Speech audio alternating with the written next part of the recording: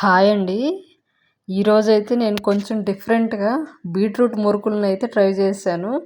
Taste అయితే చాలా బాగా వచ్చింది. మేమైతే వీటిని కారాలు అని అంటాము. పిల్లలకైతే మంచి స్నాక్ ఐటము. కారాలని పిల్లలు చాలా ఇష్టంగా తింటారు కదా!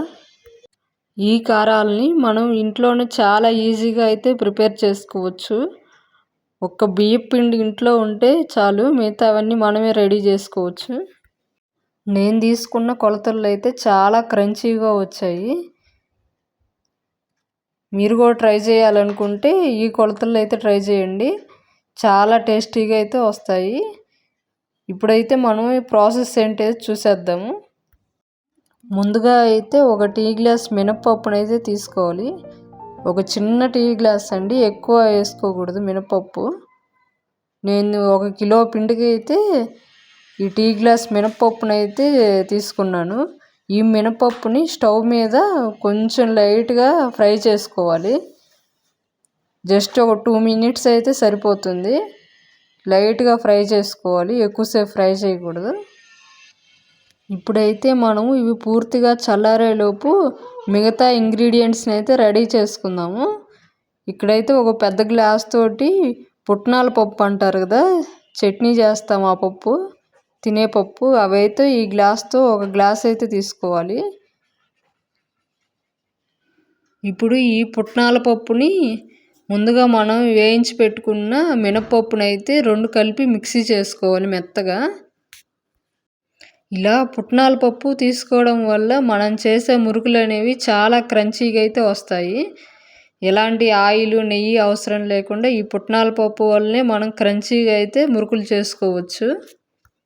ఇప్పుడైతే మనం తీసుకున్న 1 గ్లాసు పుట్నాల పప్పుకి 3 గ్లాసుల బియ్యపు పిండిని అయితే తీసుకుందాము. రైస్ ఫ్లోరు 1 గ్లాస్కి 3 గ్లాసులు అయితే సరిపోతుంది. మనం కావాలంటే పుట్నాల పప్పుని ఇంకొంచెమైనా యాడ్ చేసుకొని చేసుకోవచ్చు, ఎంత క్రంచీగా కావాలనుకుంటే.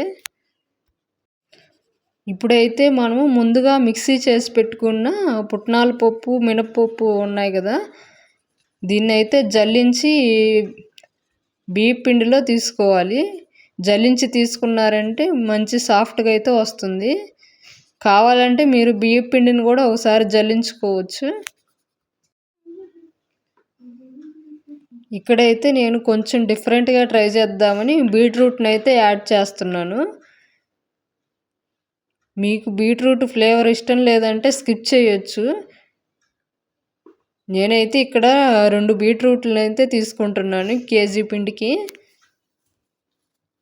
సన్నగా కట్ చేసుకొని వీటిని మిక్సీ చేసుకొని ఆ పిండిలో కలిపేసుకోవడమే.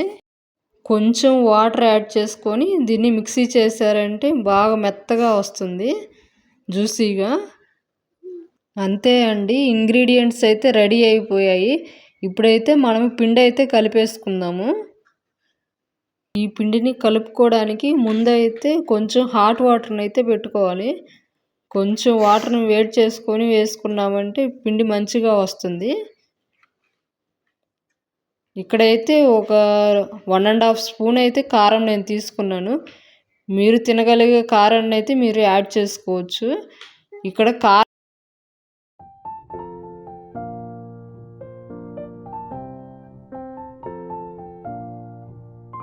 ఇక్కడైతే కారం తక్కువగా, వామ్ అనేది ఎక్కువగా యాడ్ చేసుకోండి. మురుకులకైతే మంచి టేస్ట్ వస్తుంది ఈ వాము వల్ల.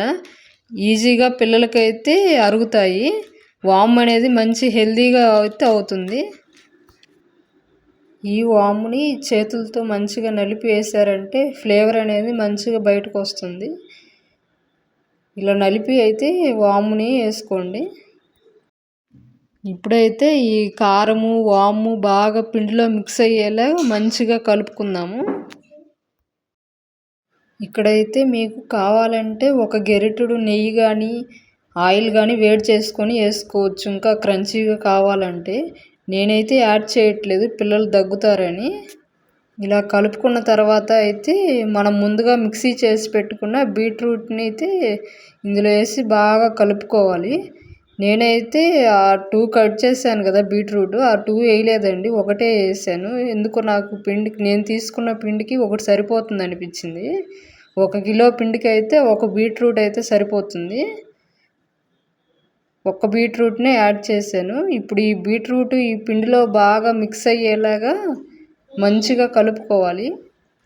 నెక్స్ట్ మనమైతే ఇప్పుడు ముందుగా వేడి చేసి పెట్టుకున్న వాటర్లో మనకు సరిపడా సాల్ట్ అయితే వేసుకొని మంచిగా కలుపుకోవాలి. వాటర్ కొంచెం ఉప్పగా ఉన్నాయంటే మనకు కరెక్ట్గా సరిపోతుంది ఎంత సాల్ట్ పడుతుంది అనేది. నేనైతే ఎప్పుడు ఇలానే వేస్తాను, కల్లుప్పు వేసుకుంటాను వాటర్లో.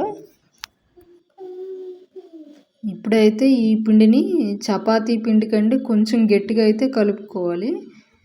ఈ పిండి అనేది కొంచెం లూజ్గా ఉంటే ఈజీగా ఒత్తుకోవచ్చు, కానీ ఆయిల్ అనేది ఎక్కువగా పీల్చేస్తుంది. కొంచెం గట్టిగా కలుపుకున్నారంటే ఆయిల్ అనేది అస్సలు పీల్చదు. పిండి అయితే రెడీ అయిపోయింది. చూసారు కదా, చపాతీ పిండి కంటే కొంచెం గట్టిగా అయితే కలుపుకోవాలి. పిండి అయితే రెడీ అయిపోయింది పర్ఫెక్ట్గా. ఇప్పుడైతే మనం పొయ్యి మీద ఆయిల్ పెట్టేసుకొని బాగా వేడైన తర్వాత ఈ పిండిని బాగా బాల్స్ లాగా చేసుకొని గిద్దల్లో పెట్టి ఒత్తేయడమే. ఇలా స్టవ్ పైన ఆయిల్ పెట్టేసుకొని బాగా ఆయిల్ అనేది బాగా కాలాలి. ఇలా కొంచెం వేసి చూసారంటే మనకి హీట్ అయిందో లేదో అర్థమైపోతుంది. ఇక్కడ కారాల గిద్దల్లో ముందుగా మనం రెడీ చేసుకున్న పిండిని ఒక బాల్ అయితే పెట్టేసి మనకి కావలసిన షేప్లో డైరెక్ట్గా ఆయిల్లోనే ఒత్తేసుకోవాలి. మీ దగ్గర అయితే ఐరన్ కళాయి ఉంటే పెట్టేసుకోండి, తొందరగా అయితే అయిపోతుంటాయి. అంతే అండి, మిగతా పిండి అంతా ఇదే ప్రాసెస్లో మనం ఒత్తేసుకోవడమే. మురుకులు అనేవి రెడీ అయిపోతాయి.